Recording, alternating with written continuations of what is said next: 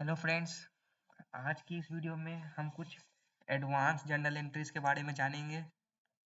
इसके पिछले वीडियो में मैंने आपको बेसिक जर्नल एंट्रीज सिखाया था और उसके पिछले वीडियो में मैंने आपको गोल्डन रूल्स ऑफ अकाउंट्स सिखाया था। अगर आपने अभी तक गोल्डन रूल्स का वीडियो नहीं देखा है तो आप पहले गोल्डन रूल्स जान लीजिए और उसके बाद ये एडवांस जर्नल सीखने आइए। ये एडवांस जर्नल करने के बाद आप कोई भी जर्नल आराम से कर सकेंगे। आइए स्टार्ट करते हैं इस वीडियो को। तो पहला क्वेश्चन क्या बोलता है? Goods destroyed in fire worth 20,000 and claim of 4,000 receive from insurance company.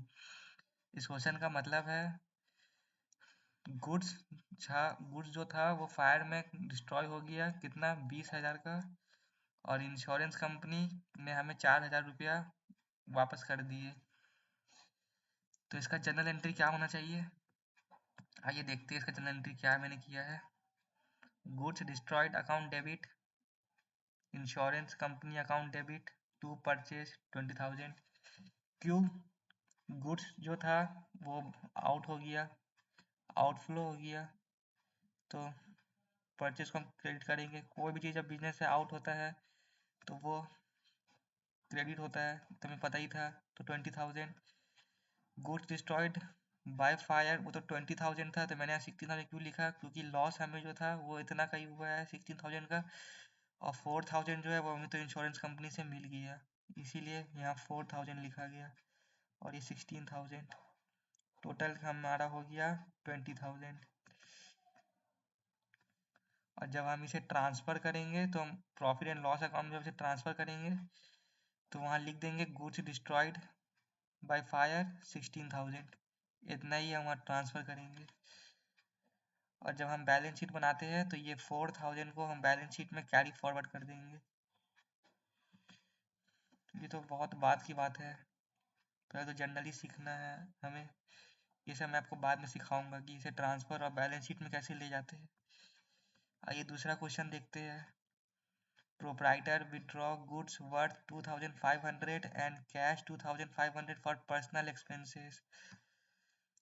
कोई भी प्रोप्राइटर जब अपने यूज़ के लिए जब बिजनेस से विड्रॉ करता है तो उसे हम ड्राइंग्स कहते हैं। मैं लिख देता हूँ।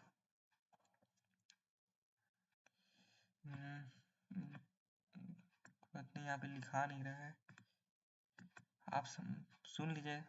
इसे हम लोग ड्राइंग्स कहते हैं। तो इसका जर्नल एंट्री क्या होना चाहिए? Drawings account debit to cash to purchase. Cash क्यों? वो पैसा ले जा रहा है इसीलिए कैश। परचेज क्यों? क्योंकि वो बिजनेस से गुड्स ले जा रहा है, तो यहाँ पे गुड्स तो लिखेंगे नहीं, क्या लिखेंगे? Purchase. Proprietor withdraw goods worth 2,500 and cash for personal expenses. तो यहाँ हमने ड्राइंग्स को डेबिट करना है और कैश और परचेज को क्रेडिट करना है। ये काफ़ी आसान क्वेश्चन है और ये काफ़ी कॉमन सा क्वेश्चन है। जनरल एंट्री में ये क्वेश्चन आपको देखने को मिलेगा ही मिलेगा, इसे आप नोट कर लीजिएगा। Goods return by customer worth 1,000। जब हम कोई किसी कस्टमर को गुड्स बेचते हैं तो बहुत ज़्यादा पॉसिबिलिटी होता है कि वो रिटर्न आ जाए। तो जब वो रिटर्न आ जाएगा तो उसका जर्नल एंट्री क्या होना चाहिए? Returns inwards account debit to customer. Return inward क्यों?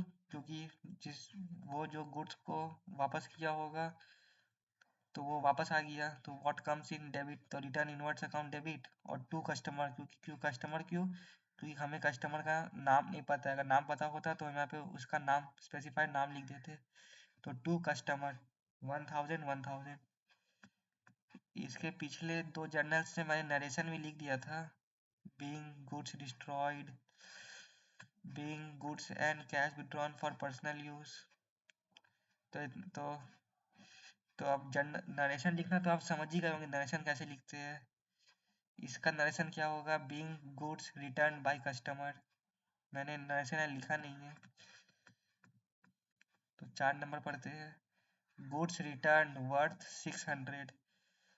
जब कोई बिजनेस गुड्स खरीदता है किसी और सप्लायर से, तो फिर वही पॉसिबिलिटी होता है कि हम भी कुछ रिटर्न कर सके। रिटर्न करने का पॉसिबिलिटी क्या कर सकता है, या तो कुछ में डिफेक्ट हो, या तो जो हम चाहते थे वैसा कुछ हमें मिला नहीं।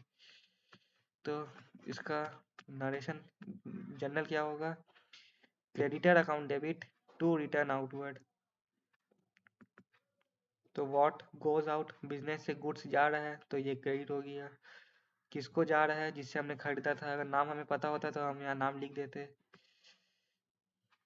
मैं आपको बता दूं कि 3 नंबर जर्नल में हम लोग कस्टमर को डेटर्स भी कहते हैं।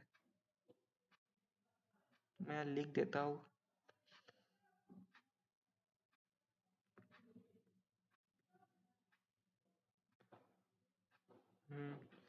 कस्टमर को हम लोग डेटर्स भी कहते हैं। ज़्यादा आपको वर्ड डेटर्स सुनने ही मिलेगा, कस्टमर्स बहुत कम मिलेगा सुनने। तो creditor account debit to return outward. और ये 5 नंबर जनरल देखते हैं, depreciate machinery at the rate 10%, cost of which is 12,000 and transfer to profit and loss account।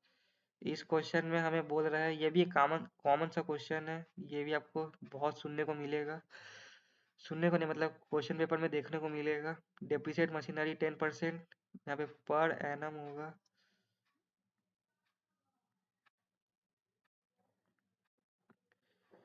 Per annum, cost of which is 12,000 और transfer to profit loss. हमें machinery को depreciate भी करना है, प्रॉफिट लॉस में transfer भी करना है। आइए देखते हैं क्या होगा। Depreciation account debit to machinery 1200। ये 1200 क्यों हुआ, क्योंकि मशीनरी का वैल्यू कितना था, 12,000, और 1 साल जब यूज़ करने के बाद इसका वैल्यू डेप्रिसिएट हो जाएगा। कोई भी फिक्स एसेट का वैल्यू हमेशा डेप्रिसिएट होता है। तो इसका वैल्यू 12,000 था कॉस्ट प्राइस, और जब हम डेप्रिसिएट करेंगे तो माइनस कर देंगे 10%।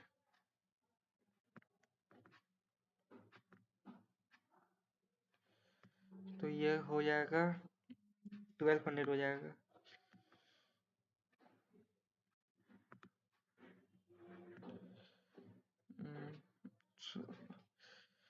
दोस्तों थोड़ा टाइम लग रहा है ये करने में।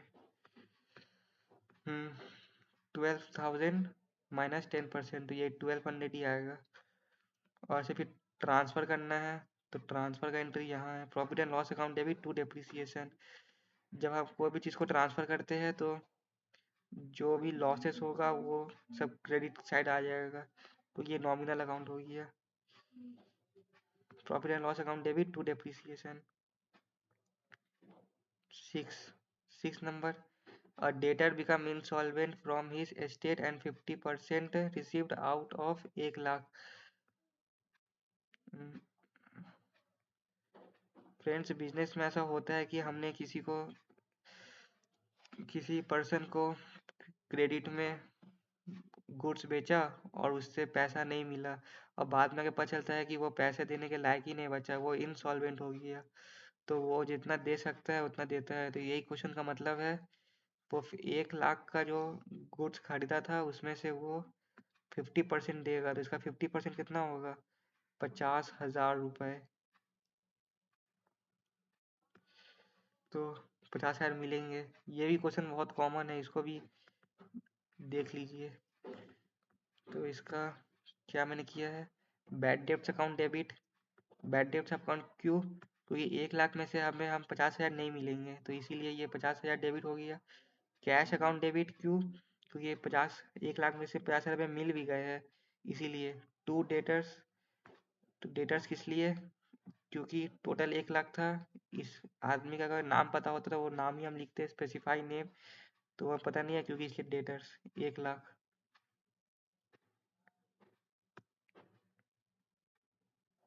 ये लास्ट क्वेश्चन देखते हैं, paid for stationery rent salaries amount.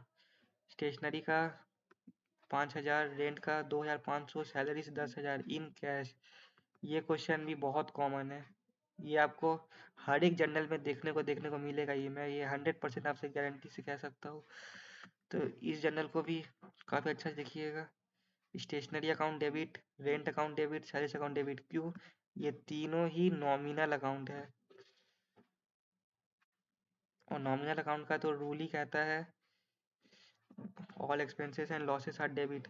तो ये जितना भी एक्सपेंस है सब डेबिट हो गया। और टू कैश, क्योंकि ये कैश जा रहा है, ये एक रियल अकाउंट है। हमने रियल अकाउंट का भी देख लिया था रूल्स, गोल्डन रूल में। ये 17,500 यहाँ नहीं, यहाँ होगा।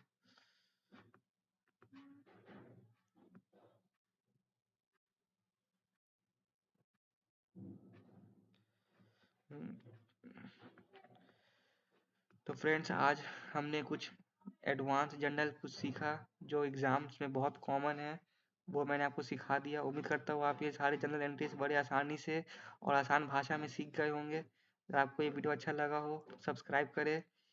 Thank you.